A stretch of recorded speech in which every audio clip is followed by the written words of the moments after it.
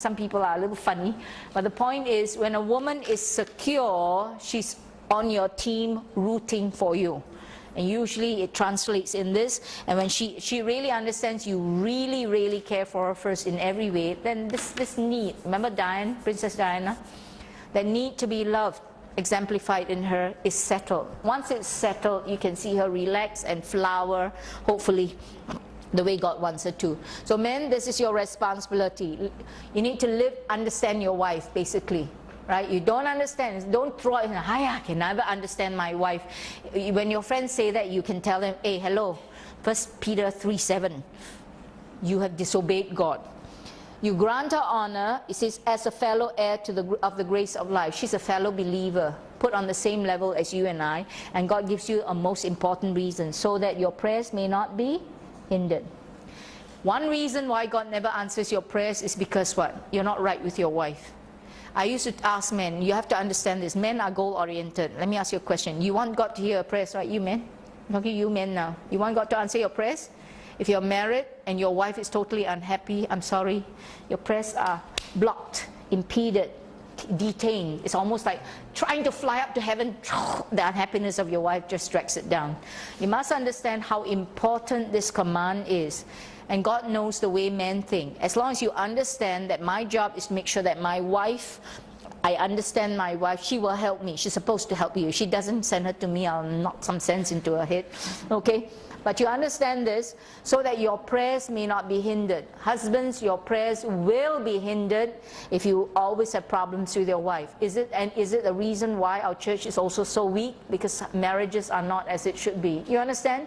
This is the importance of a marriage relationship, and most husbands are not aware of this part, but this one you better memorize. All right, from verses 8 to 12 is a summary of Christian behavior. To sum up, it says here, let all be harmonious. So here now, it's talking about wives and then husbands. Now it's talking about a general statement of Christian character. Let all be harmonious, meaning all of us learn to be of the same mind. What does that mean? We have the same mind as the scriptures have. Sympathetic, meaning, you notice, use only once. Sharing the same feeling. Learning to understand why you feel that way. So I enter into you, and you know you have some close friends who understand how you feel, but all of us have to learn to understand how to one another and feel together with one another. You practice brotherly love, and then you or friendship love, you understand that more next time.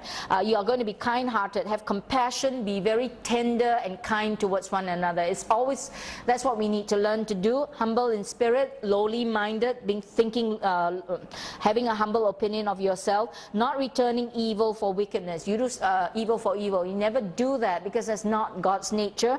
Or insult for insult, but giving a blessing instead. Why? Because you were called for the very purpose that you may inherit a blessing. God has blessings in store for you. God wants you to enter into these blessings, and tells you how you do that is when you all live this way, and you don't live like, you did to me, I want to bao chou. Chinese, huh? All Chinese here. The characteristic about Chinese race, 我要 bao chou, isn't it?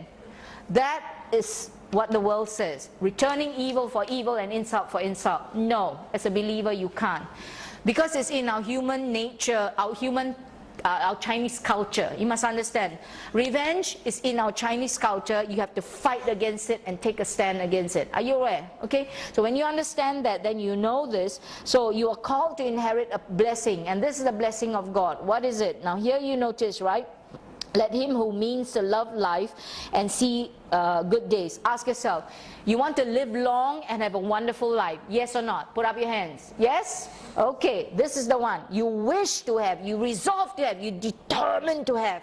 Okay, if you want to, God says this is what you must do. Number one, refrain your tongue from evil. Stop speaking evil. No evil shall come out. No slander, no grumbles, no complaint, no nothing is to come out of your mouth. Can or not? Oh, very hard, right?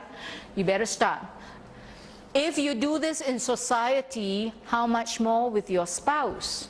Should you ever say bad things about your spouse then? The answer is never. You understand? My friend Molly, when she married her husband, initiated a pact. She said to him, let's covenant to never think, don't even say, never think anything bad about one another. And what does she mean by that? right? You don't even hold any thought in the head. And I see both of them live it out. That's why they have a very happy marriage. And you walk into the house, I tell you, table, clothes piled all over, etc. And the house is untidy. And he's such a disciplined and neat person. Any word from his mouth? No. He just clears up. He cooks the dinner, he does the thing. And she says, if I want to wash the bowls, I have to run quickly and snatch the bowl out of his hand. All he will finish washing before, you know. You wish you had husbands like that, right? Well, depends on your need, okay?